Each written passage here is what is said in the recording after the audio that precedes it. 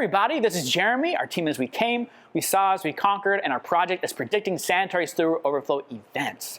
Between the years of 2006 and 2011, the Environmental Protection Agency recorded over 2,200 illegal sanitary sewer overflow events, otherwise known as SSO events. This resulted in over 23 million gallons of raw sewage dispersing into our local waterways. When these SSO events occur, it affects our community because raw sewage gets into our drinking water sources and streets and potentially into our yards and our homes. And physical contact with raw sewage leads to a higher risk of gastrointestinal illnesses, and this is a huge health concern. In 2011, San Antonio paid $2.6 million in civil penalties to resolve these various Environmental Protection Agency violations. And in 2013, San Antonio agreed to a $1.1 billion budget in accordance to the Clean Water Act of 1972 to upgrade a local sewer system, allocating now over $300 million annually to operations and maintenance of San Antonio's sewer system. Now, taking the reins, let me introduce David. Thank you, Jeremy. How can we predict why a sewer incident happens? Over the next few minutes, we will discuss the drivers that led to SSO events. These drivers include things such as rainfall, sewer age, most recent maintenance, and daily weather temperature. We use these drivers to predict the root cause of an SSO event. These root causes are found in the data, and they are things such as structural damage, lift gate malfunction, and grease block pipes. We explore our features. We ran statistical tests. And what we ended up with was a model that had a 41% improvement over our baseline prediction. SAWS will be able to use this model to take preventive measures before SSO events occur, and this will help them have a faster diagnosis of sewer-related issues. Next, Cameron will cover the data we use to achieve these results. Thank you, David. The primary data used for our work comes from a SAWS SSO dataset that we combined with weather data from the NOAA. After conversations with various SmartSA stakeholders, we sought to strengthen our results by using additional data from SAWS, SARA, and the Edward Aquifer Authority. The NOAA weather data provided us with precipitation records specific to the San Antonio area.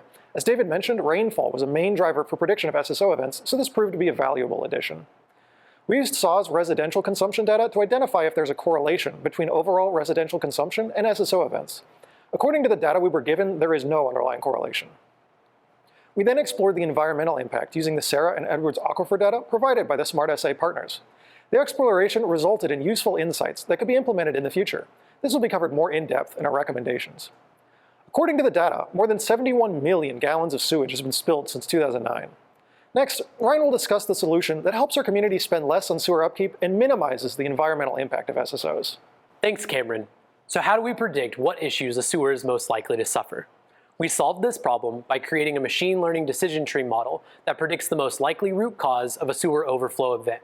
It's more than just a prediction, however. Using the different decisions the model created, it can be used to provide a per sewer risk assessment for each location. The model operates much like a checklist. Is the pipe older than 30 years? Is it wider than 18 inches in diameter? How much rainfall has the sewer experienced in the last 7 days?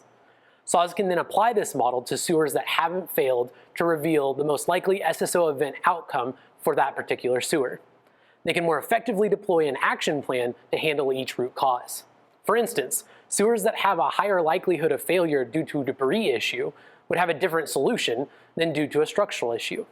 These distinctions would allow for a more efficient and effective distribution of contractors and crews throughout the coverage area. Now Chase will provide our final insights and recommendations. Thanks, Ryan. So what can be done with the work our team has produced?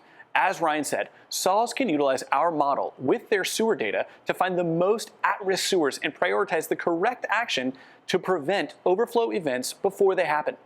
Cameron covered all the data we analyzed and implemented to create this fantastic product.